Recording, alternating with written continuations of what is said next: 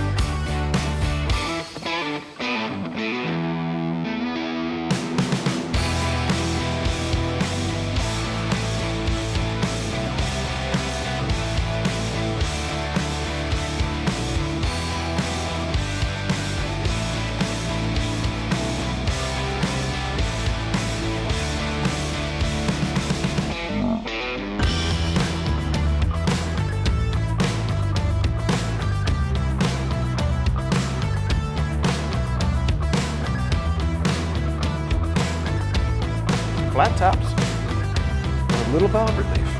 Bad. Wouldn't have been horrible compression then, unless these are obnoxiously huge chambers. All right, so as you see, we have our heads off of the block, and a couple of things I'm looking at as I disassemble things are what the condition of the parts are and indicators of problems on a motor that I have no idea if it ran, how long ago, blah, blah, blah.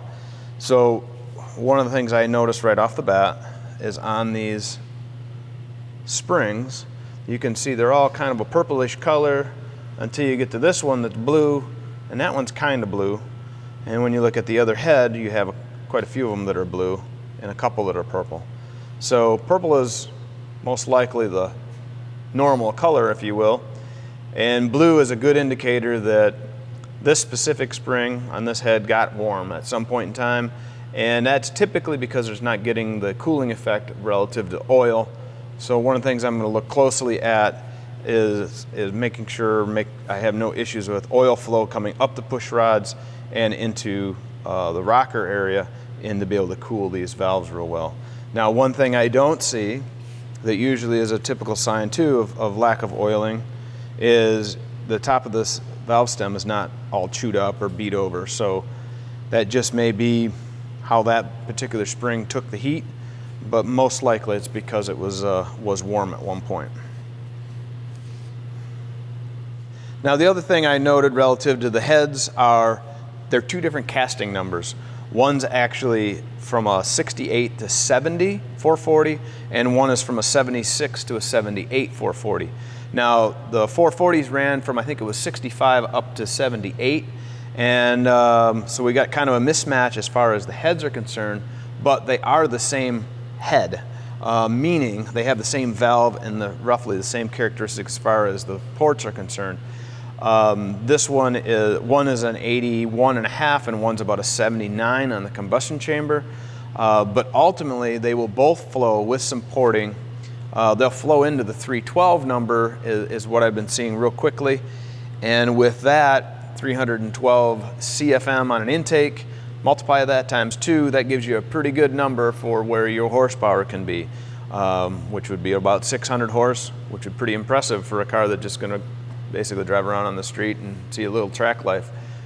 Now, that would look really nice and go really well on this 1971 block based on the date code.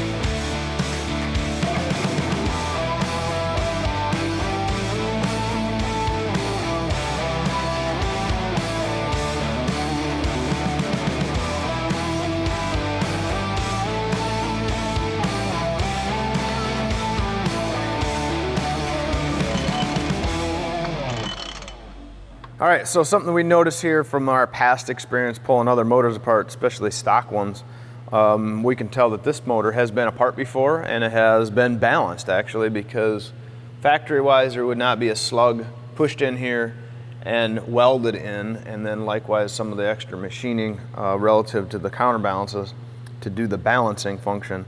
And then also the ends of the rods have been ground, and that is to match weight relative to each assembly. And then of course they've all been punched as far as numbers, as far as the holes are concerned.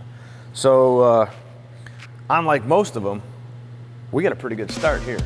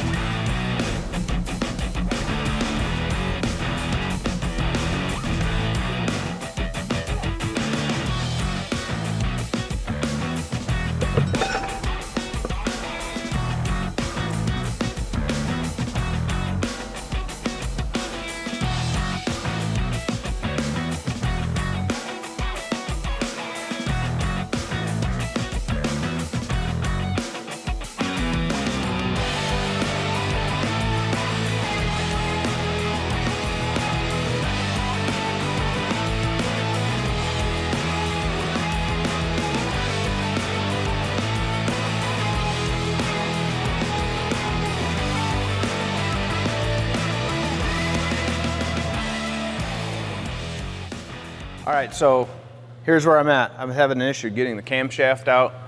Sometimes your bushings will be holding it up, or the bearings will be holding it up.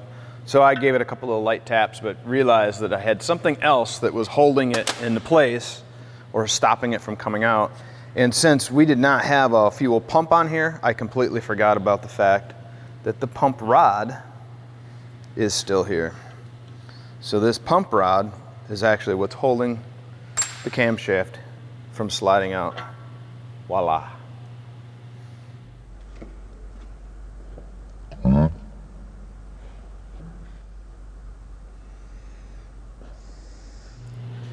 Hey, you can see we got it completely tore down. We didn't find anything too crazy. We do have two mismatched heads as far as date and casting number are concerned, so we'll work through that detail. Piston and rod assemblies look good. Bearings actually look pretty decent. Crank is not tore up, so that's all good signs. Our block looks good. We also learned that Mopar did a very nice job of date coding all their stuff, specifically on the block. This thing was built on the 3rd day of January 1972. It's clear and precisely written right here, and it was even on the night shift. Pretty interesting, if you're into that sort of thing, of course. Otherwise, like I said, it's all tore down. It's looking good. We got a few things we need to finish, like tearing down the head and disassembling here and there before we take everything over to Thurlby's. But most importantly, we're going to use our Gladiator parts washer and get all this oil off and clean it up so they'll be impressed when we bring it over to them. As always, get out in the shop, get your work done. There's a beautiful day out there waiting for you. See ya.